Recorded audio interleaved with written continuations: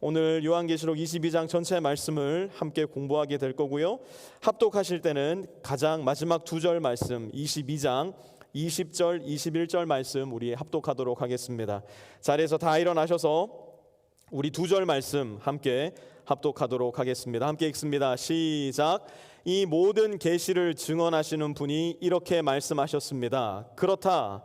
내가 곧 가겠다. 아멘. 오십시오 주 예수님. 주 예수의 은혜가 모든 사람에게 있기를 빕니다. 아멘. 자리에 앉으시고요. 여러분, 끝장 토론이라는 말 아마 다 들어보셨을 겁니다.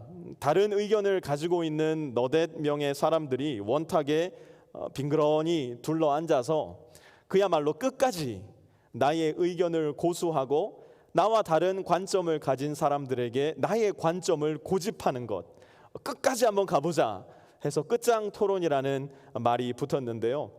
이제 우리는 지난 여름부터 시작했던 요한계시록 강해 대장정의 마지막 순간에 와 있습니다.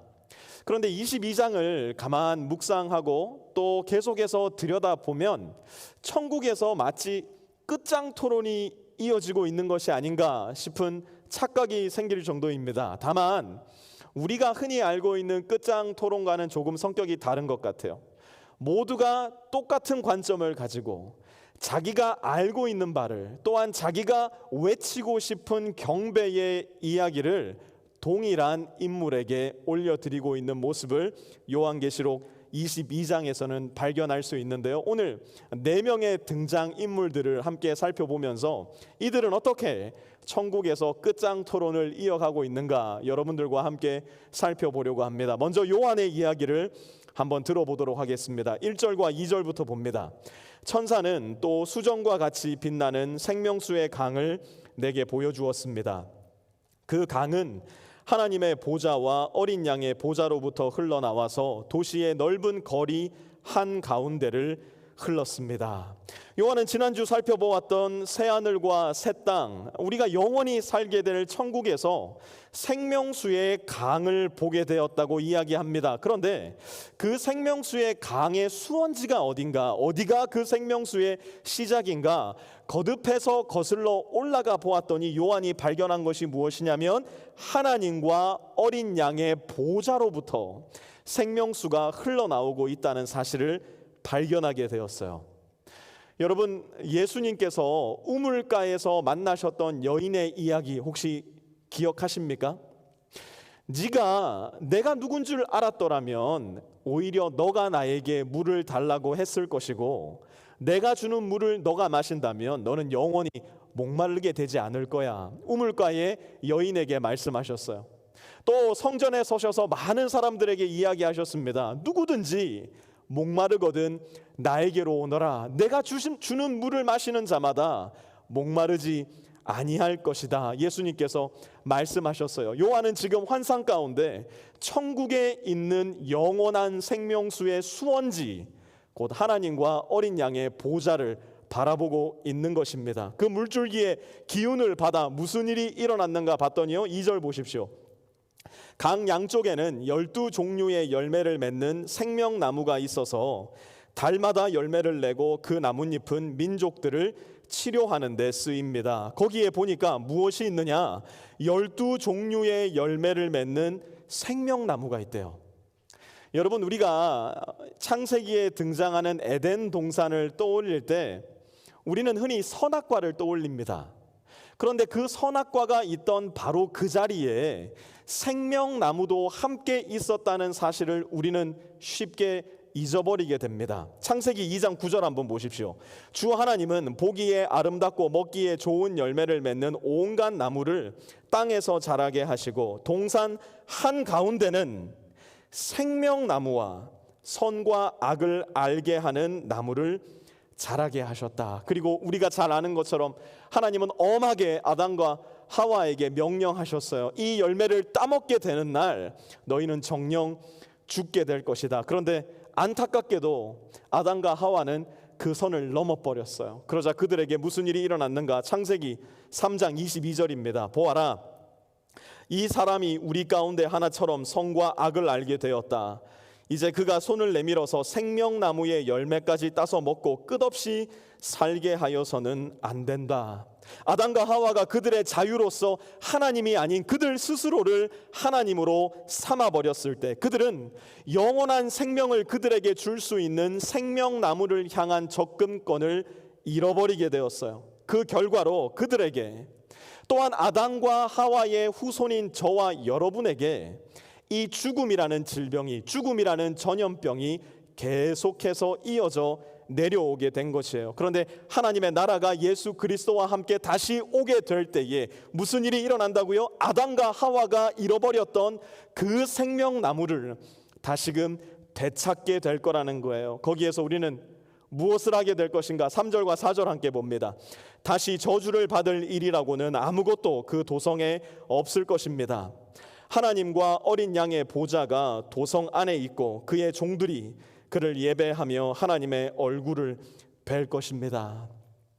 여러분, 서태지와 아이들 아마 기억하시는 분들 많으실 겁니다. 여전히 서태지와 아이들을 좋아하는 분도 계실 거예요. 한국 가요계에 이전과는 비교할 수 없는 엄청난 열광을 일으켰던 거의 최초의 우리 한국 그룹 밴드가 아닌가라는 생각이 듭니다. 그 이후에는 뭐 H.O.T니 잭스키스니 뭐 말로 다 할 수 없는 아이돌들, 이어서 소녀 그룹들이 우후죽순처럼 생겨나는 일들이 한국 가요계에 일어났던 것 같아요. 이들의 숙소를 가서 가만 보면, 제가 가봤다는 이야기는 절대 아닙니다. 저는 한 번도 그들의 숙소 앞을 찾아가 본 적이 없습니다. 그런데 이들 숙소 앞에 어떤 리포터들이 나간다거나 어떤 카메라가 가서 취재를 하는 걸 보면 수많은 소녀 팬들이 모여 있어요. 그리고 숙소에서 잠깐 그 가수들이 나와서 물 한 잔을 마실라 쳐도, 잠깐 전화 한 통을 할라 쳐도 이 소녀 팬들이 엄청난 함성을 지르고 손을 흔들고 막 울고, 어떤 팬은 막 기절하기까지 해요. 너무너무 그 팬을 사랑한다는 거죠. 그야말로 난리가 나는 겁니다. 그런데 여러분, 아직까지 혹시라도 이런 아이돌 그룹을 좋아하시는 분들께 좀 말씀드리고 싶어요. 혹시라도 우리 아저씨들 중에 아직까지 이런 걸그룹들을 향한 사랑이 마음속에서 식지 않으시는 분들에게 말씀드리고 싶어요. 충격적인 사실이지만 잘 들으셨으면 좋겠어요. 그들은 여러분에게 아무 관심이 없어요.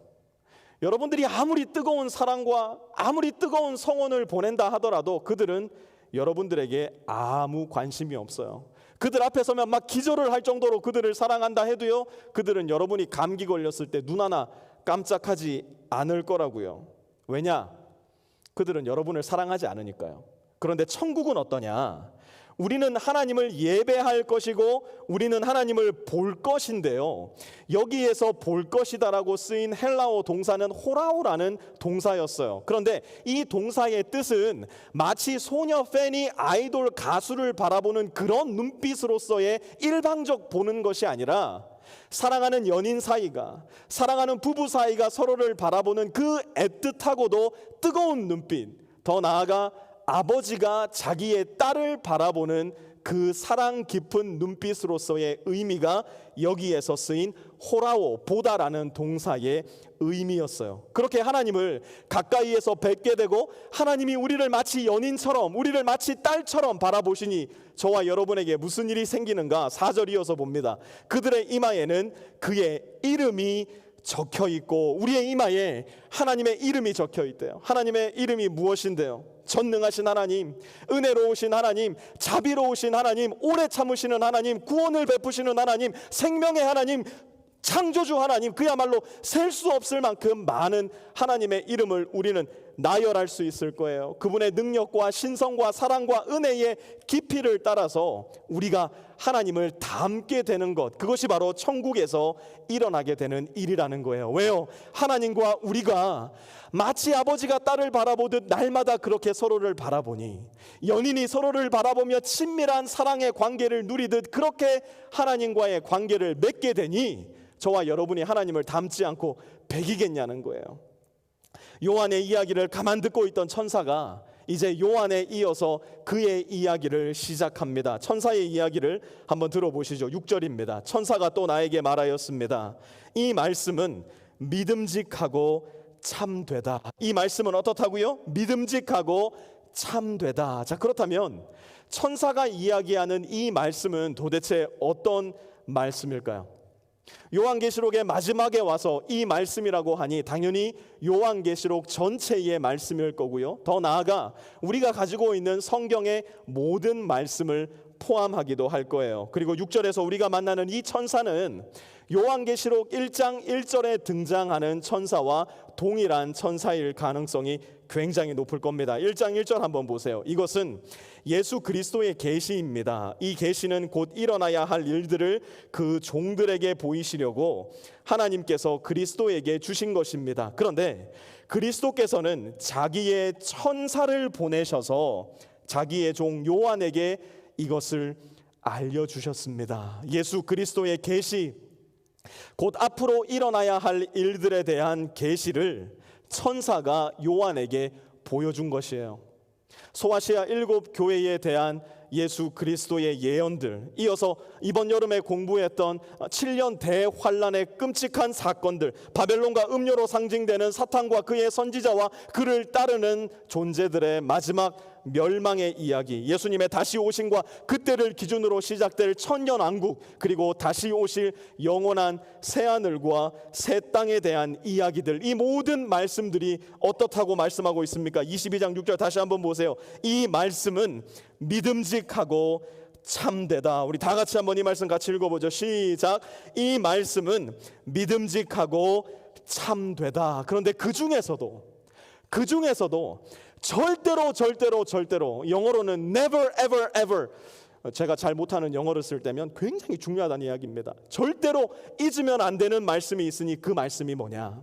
7절 말씀이에요. 천사의 이야기를 이어서 들어봅시다. 보아라, 내가 곧 오겠다 하신 주님의 말씀을 기억하여라. 무엇을 기억하라고요? 보아라, 내가 곧 오겠다 하신 주님의 말씀. 오늘날 우리 그리스도인들이 너무나 쉽게 잃어버리고 살아가는 말씀, 기억하고 산다고 하더라도 그다지 주의를 기울이지 않고 그저 지나가는 말씀으로 소홀히 대하는 말씀, 내가 곧 오겠다 하신 예수님의 말씀이에요. 그리스도인은 필연적으로 종말론적인 믿음을 가지고 있어야 됩니다. 무서워 벌벌 떨면서 아이고 나 어떡하냐 저 산으로 올라가는 그런 시한부적 종말론의 두려움 말고요. 그렇지, 우리 주님께서 다시 오신다 약속하셨으니 주님은 반드시 다시 오시지, 그 말씀을 향한 믿음, 그것이 성경의 말씀 중 가장 큰 줄기 중 하나이기 때문이에요. 죽으시고 부활하신 예수님은 우리를 홀로 내버려 두신 것이 아니라 약속하신 성령을 보내어 주셔서 우리로 하여금 성령의 능력으로 말씀을 붙잡고 믿으며 살 수 있게 해주셨어요. 그 순종 중 하나는 바로 다시 오겠다 말씀하신 그 예수 그리스도의 약속을 날마다 붙잡고 날마다 의지하고 날마다 믿으며 살아가는 것이에요. 이 말씀을 전하는 천사의 말씀과 더 나아가 그 천사의 모습 자체가 너무너무 아름답고 황홀한 나머지 요한은 이전에 한번 저질렀던 실수를 또다시 저지르고 마는데요. 8절 보십시오. 이 모든 것을 듣고 본 사람은 나 요한입니다. 내가 이 모든 것을 듣고 볼 때에 이것들을 내게 보여준 그 천사의 발 앞에 엎드려 경배하려고 하였더니, 그랬더니 천사가 뭐라고 했을까요? 그래, 나 정도 되면 대사도 요한이라고 하더라도 와서 엎드려 경배해야지. 오늘 본문의 천사는 그렇게 이야기했을까요? 아니요, 전혀 그렇지 않았어요. 9절 보십시오. 그가 나에게 말하였습니다. 이렇게 하지 말아라. 나도 너와 너의 동료 예언자들과 이 책의 말씀을 지키는 사람들과 같은 종이다. 경배는 누구께 드리라고요? 하나님께 드려라. 여러분, 요한과 같은 대사도도요, 우상 숭배의 유혹에 빠졌어요. 그리고 그것을 거짓없이 기록해 놓았어요. 눈앞에 펼쳐진 너무나 아름다운 천사의 모습과 너무나 고귀한 그의 말씀에 그만 그는 우상 숭배의 유혹에 빠진 거예요. 우리도 마찬가지예요. 저와 여러분이 돈의 유혹에 빠질 때가 분명히 있을 거예요. 돈을 나의 우상으로 삼고 싶을 때가 분명히 있을 거예요. 나의 인기, 나의 지위, 나의 권력, 나의 아름다움, 다른 사람들을 향한 더 우월하고자 하는 나의 교만함이 나의 우상이 되고자 할 때가 있을 거예요. 더 나아가 나의 가족, 나의 자녀, 그것조차 나의 우상이 될 수도 있음을 우리는 기억하고 조심해야 돼요. 심지어 이 우상은요, 열심히 예배드리고 선행을 베풀고 봉사하는 나의 업적이 교만으로서 돌출될 수도 있다는 사실을 잘 기억해야 돼요. 무슨 말입니까? 우상은요, 뿔 달고 눈을 이렇게 찢어서 무서운 얼굴을 하고 우리에게 다가오는 게 아니에요. 너무나 아름다운 모습으로, 너무나 감미로운 목소리로, 우리가 깜빡 속기에 좋은 모습으로 저와 여러분을 향해 다가온다는 것, 너무나 황홀하고 쾌락적인 감각으로 저와 여러분을 향해 다가온다는 사실을 우리는 늘 기억하고 조심할 수 있어야 돼요. 천사의 말을 기억하세요. 경배는 하나님께 드려라. Worship only God. 이 천사의 말을 우리는 기억해야 될 거예요. 이어서 천사의 말을 계속 들어보세요. 10절, 또 그가 나에게 말하였습니다. 때가 가까이 왔으니 이 책에 적힌 예언의 말씀을 봉인하지 말아라. 이 책에 적힌 예언의 말씀을 봉인하지 말래요. 무슨 말입니까? 이 말씀을 알리라는 거예요. 이 말씀을 나누라는 거예요. 이 말씀을 널리 가르쳐야 된다는 거예요. 선언하고 설득해야 된다는 거예요. 왜 그럴까요? 때가 가까이 왔으니까요. 우리 주님께서 다시 오실 그때가 그야말로 하루하루 우리의 삶 가운데 더 가까이 오고 있으니까요. 여러분, 주님 다시 오실 그때 저와 여러분은 어떤 모습으로 주님 앞에 서기를 바라십니까? 우리에게 너무나 급작스럽게 찾아오신 주님, 아이고 마치 도둑이 우리 집을 침입하듯 그렇게 주님이 오셨구나. 여러분은 그렇게 주님을 맞이하고 싶으십니까? 아니면 오십시오 주님, 제가 계속 주님을 기다리고 있었습니다, 그 모습으로 주님을 만나게 되길 원하십니까? 천사의 말을 계속 들어보세요. 11절요. 이제는 불의를 행하는 자는 그대로 불의를 행하고 더러운 자는 그대로 더러운 채로 있어라. 의로운 사람은 그대로 의를 행하고 거룩한 사람은 그대로 거룩한 채로 있어라. 이 말씀을 묵상하다가 제 어릴 적 초등학교 때가 생각이 났어요.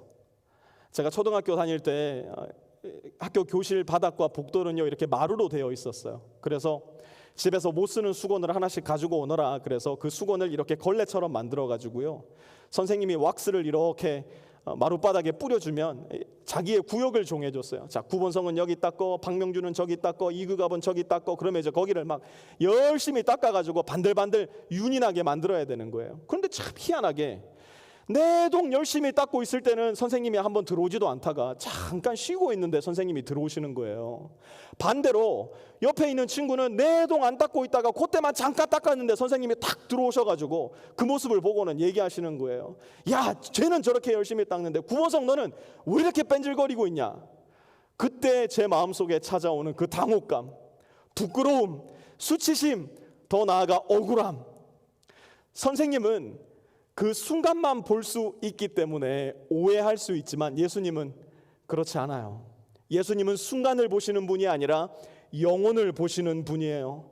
예수님은 잠깐의 모습만을 보고 우리를 판단하시는 것이 아니라 우리의 삶의 여정을 보시고 우리를 판단하시는 분이세요. 그때 내 삶으로 불의를 행한 사람은 예수님 앞에 불의한 자로 서게 될 겁니다. 더러운 삶을 산 사람은 예수님 앞에 더러운 자로 발견될 거예요. 그러나 의로운 삶을 산 사람, 거룩한 삶을 살아온 사람은 우리 주님 앞에 의롭고 거룩한 사람으로 서게 될 거예요. 사랑하는 성도 여러분, 여러분은 어떤 모습으로 다시 오실 예수님 앞에 서기를 원하십니까? 더 이상 내 삶의 궤도를 수정할 수 없는 그날이 왔을 때 우리는 어떤 모습으로 주님 앞에 서기 원하십니까? 아직 여전히 내 삶의 궤도를 수정할 수 있는 이때, 바로 오늘이라는 이 시간, 예수님 앞에 서 있는 것처럼, 예수님께서 마치 오늘 오실 것처럼 살아가는 저와 여러분의 인생이 되었으면 좋겠어요. 이번에는 예수님의 이야기가 시작됩니다. 12절 한번 보시죠. 보아라, 내가 곧 가겠다. 예수님은요, 요한계시록 22장에서만 3번에 걸쳐서 똑같은 말씀을 반복하세요. 7절 한번 보세요. 보아라, 내가 곧 오겠다. 방금 우리가 읽었던 12절도 마찬가지죠. 보아라, 내가 곧 가겠다. 20절에도 보니까요, 그렇다, 내가 곧 가겠다. 무슨 말이에요? 한글 못 읽으시는 분 없잖아요. 예수님이 곧 오신다는 말씀이에요. 만약 예언자들을 통해 오시리라 예언되었던 예수님께서 2000년 전 베들레헴 마구간에서 진짜로 태어나셨다면, 선지자들을 통해 우리의 허물과 죄를 대신해서 우리 대신 찔리시고 찢기실 거라 예언되었던 예수님이 2000년 전 골고다 언덕에서 진짜 찢기시고 찔리심으로 인하여 죽으셨다면, 다시 부활하여 그분을 믿는 모든 사람들에게 성령을 주시리라 예언되었던 예수님이 진짜 무덤 문을 여시고 죽음에서 부활하셨다면, 보아라, 내가 곧 가겠다 말씀하신 예수님은 반드시 다시 오실 거예요. 말씀하신 대로 반드시 속히 다시 오실 거예요. 그 예수님의 음성을 계속 들어보세요. 14절요. 생명나무에 이르는 권리를 차지하려고 그 성문으로 해서 도성에 들어가려고 자기 겉옷을 깨끗이 빠는 사람은 복이 있다. 지난주 말씀에서도 나누었듯이 하나님의 도성, 곧 천국에 들어가는 방법은 오직 한 길밖에는 없습니다. 그 길이 어디입니까? 예수 그리스도를 통하는 길밖에는 없어요. 그렇다면 그 예수님을 통하는 길은 도대체 어떤 길이냐? 어떻게 그 길로 들어가야 되느냐? 우리는 또 물을 수밖에 없을 겁니다.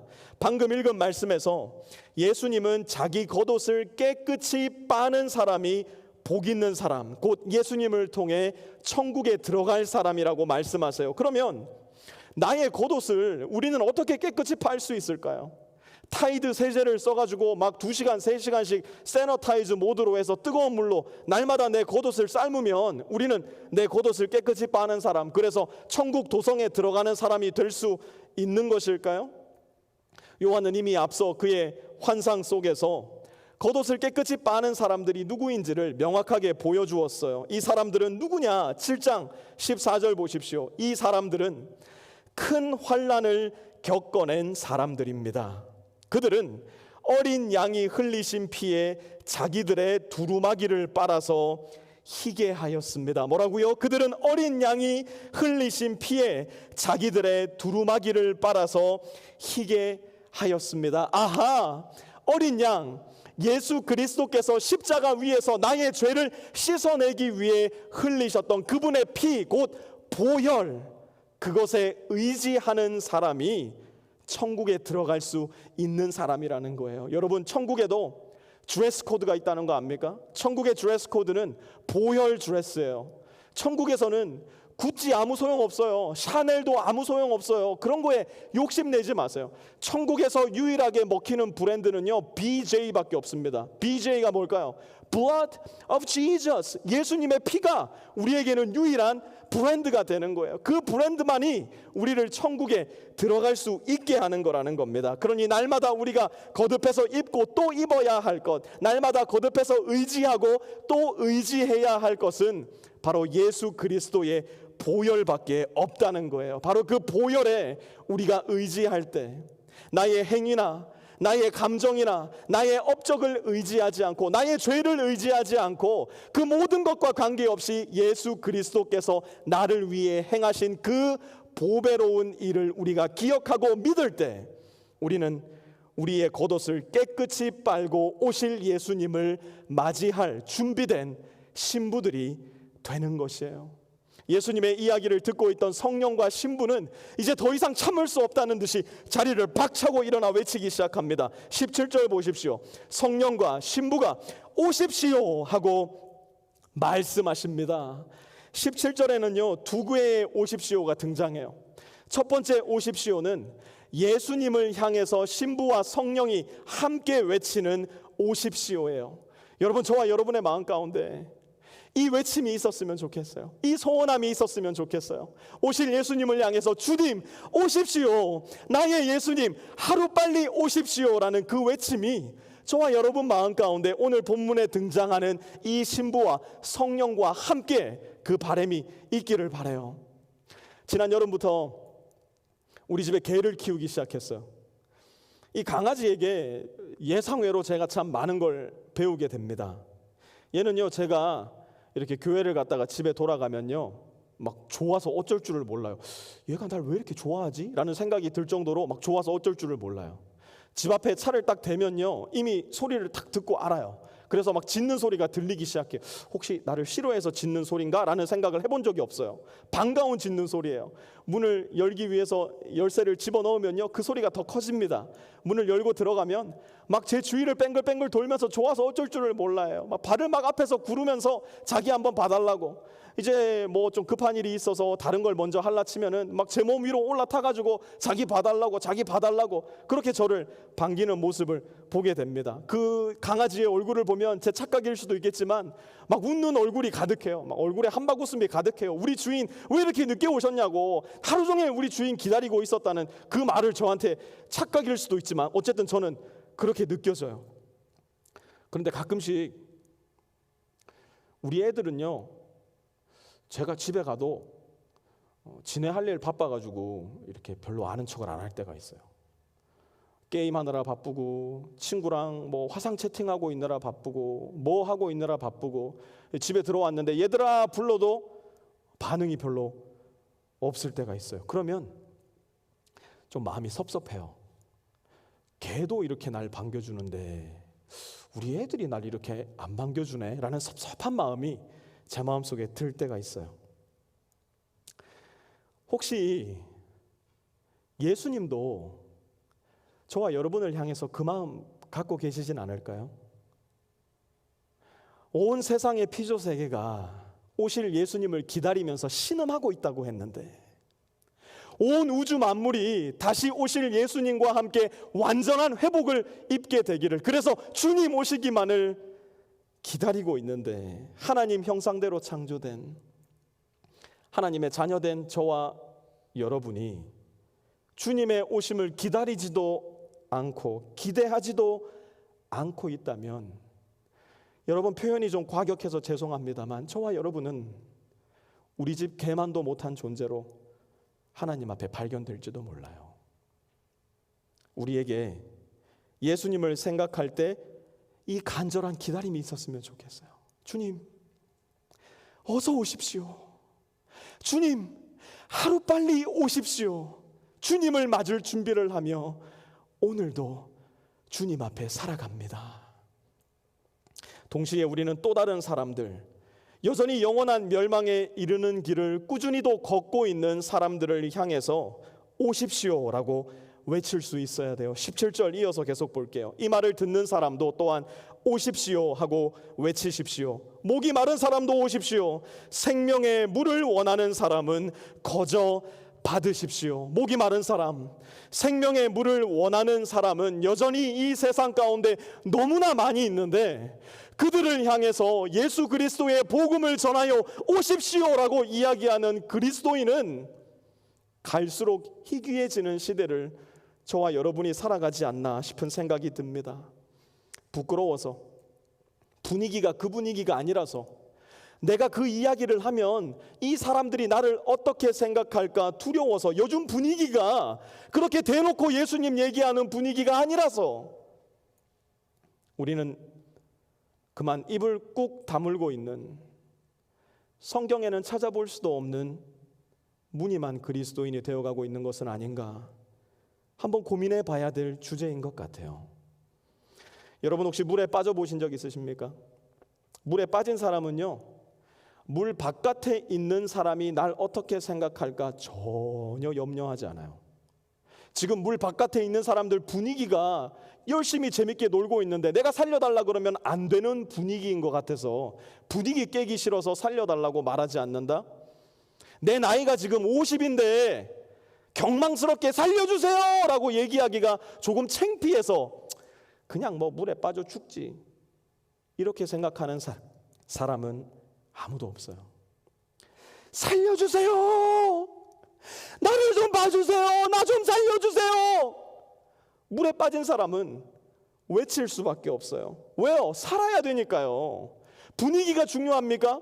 체면이 중요합니까? 내 나이가 중요합니까? 아니요. 살아야 하는 것이 가장 중요한 것이에요. 술과 마약과 성중독과 돈과 쾌락의 바다에 빠져서 미친 듯이 침몰하고 있는 이 세대 속에 우리는 생명수를 찾지 못해서 메말라 죽어가고 있는 그들의 조용한 외침을 들을 수 있어야 돼요.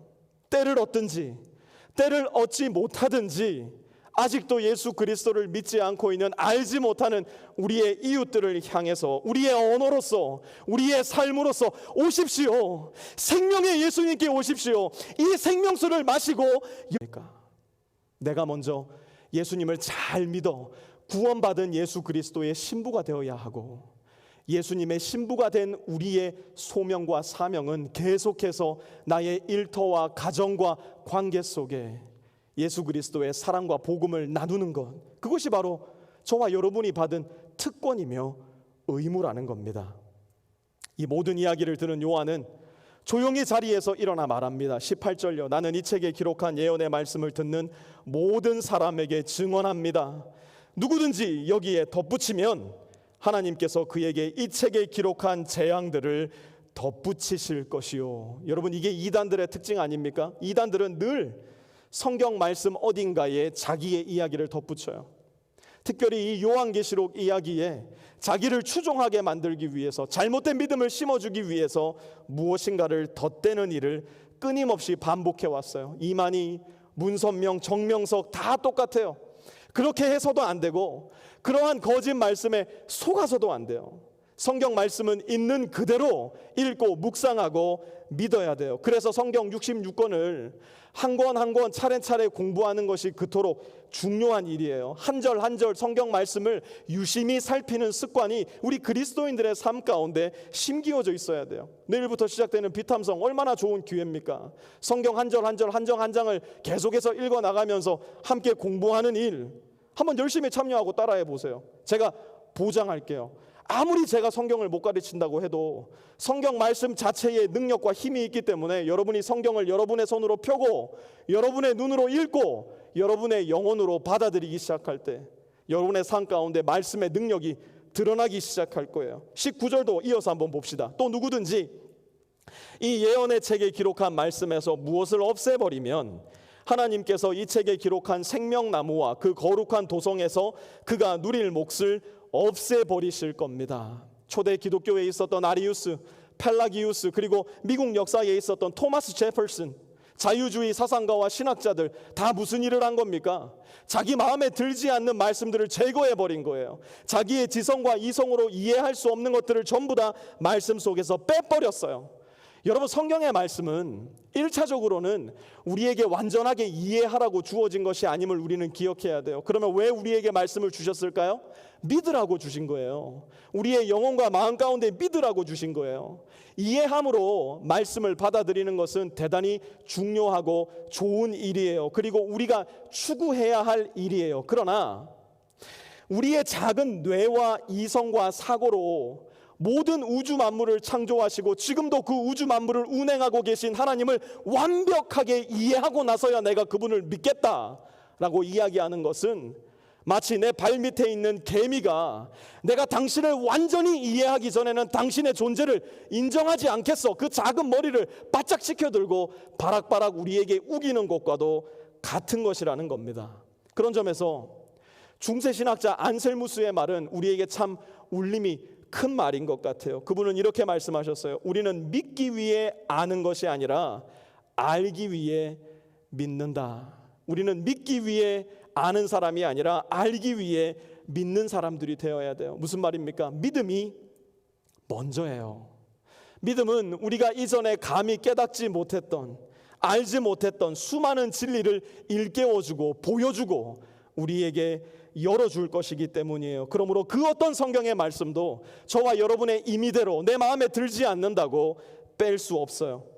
이제 드디어 성경의 가장 마지막 순간, 가장 마지막 예수님의 말씀을 들은 순간이 왔어요. 예수님은 마지막으로 이 성경 속에 무슨 말씀을 기록하고 싶으셨을까? 가장 중요한 말씀 남기지 않으셨겠습니까? 그 예수님의 마지막 말씀 들어봅시다. 20절 함께 봅니다. 이 모든 계시를 증언하시는 분이 이렇게 말씀하셨습니다. 그렇다, 내가 곧 가겠다. 사랑하는 성도 여러분, 이것이 바로 우리가 믿는 우리 주 예수 그리스도께서 오늘 저와 여러분에게 하시는 말씀이에요. 이것이 바로 우리 주 예수 그리스도께서 저와 여러분의 귀에, 저와 여러분의 마음과 영혼 가운데 단단하게 새겨주시기를 원하는 말씀이에요. 이 말씀을 듣는 저와 여러분은 모두가 한 마음으로, 한 뜻으로 이렇게 대답할 수 있었으면 좋겠어요. 한번 20절 말씀 이어서 함께 읽어봤으면 좋겠어요. 같이 한번 읽어보죠. 시작. 아멘. 오십시오 주 예수님. 고린도전서 16장 22절에서 사도 바울은 그들의 모국어로 이렇게 고백했어요. 우리 같이 한번 간절한 소원함의 마음을 가지고 이 말씀도 같이 한번 읽어봅시다. 같이 읽습니다. 시작. 마라나타, 우리 주님 오십시오. 마라나타, 우리 주님 오십시오. 이렇게 간절한 소원을 가지고 고백하는 우리 모든 빛의 성도님들께 사랑의 사도라는 별명을 가지고 있었던 사도 요한의 축원으로 요한계시록 전체 말씀을 마치려고 합니다. 21절 함께 보시죠. 주 예수의 은혜가 모든 사람에게 있기를 빕니다. 아멘. 그동안 요한계시록의 말씀을 귀 기울여 듣고 이 말씀을 통해서 기도하셨고 이 말씀을 순종하기 위해 결단하신 우리 모든 빛의 성도님들께 요한의 축원처럼 우리 주 예수 그리스도의 은혜가 가득하시기를 빕니다. 오늘 들은 말씀 기억하시면서 우리 말씀을 거두는 기도 함께 하나님께 올려드리겠습니다. 함께 기도하실 때 이렇게 기도합시다.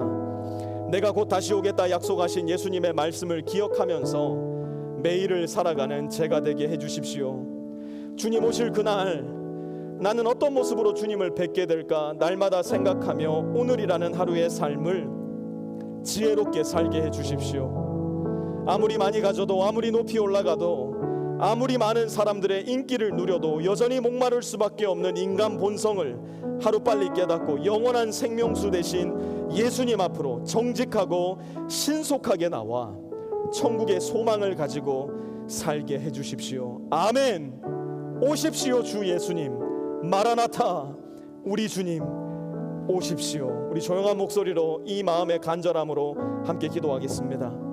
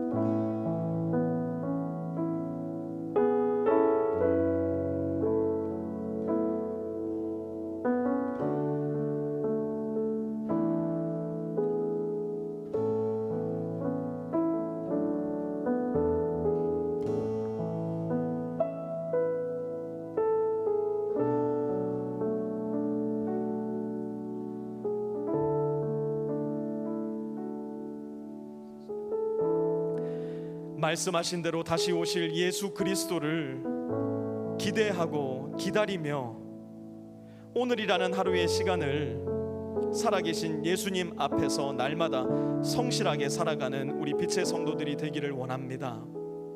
이 세상에는 여전히 우리의 마음과 시선과 생각을 어지럽히고 유혹하는 수많은 우상들이 존재하지만 우리 안에 계신 성령님, 우리에게 지혜를 주시고 우리에게 믿음을 주시고 순결한 신부의 마음을 허락하여 주시어서 날마다 오늘도 내일도 살아계신 주님 앞에 살아갈 수 있도록 도와주시고, 그리하여 주님 다시 오시는 그날이 도둑과 같은 날이 아니라 기다리고 기다리던 나의 웨딩데이, D-데이가 바로 주님 오시는 그날 될 수 있도록 주님 역사하여 주시옵소서. 오늘 함께 예배드리는 우리 모든 빛의 성도들 마음 가운데에 우리 주님 오십시오, 마라나타 오십시오 예수님이라는 고백이 넘쳐나게 하여 주시고, 그 고백으로 하루하루 살아가며 성실하게 주님 오심을 준비하는 우리 주 예수 그리스도의 신부된 우리 빛의 교회 될 수 있도록 주님 역사하여 주시옵소서. 감사드리며 우리 주 예수 그리스도의 거룩하신 이름 받들어 간절히 기도드려 사옵나이다. 아멘.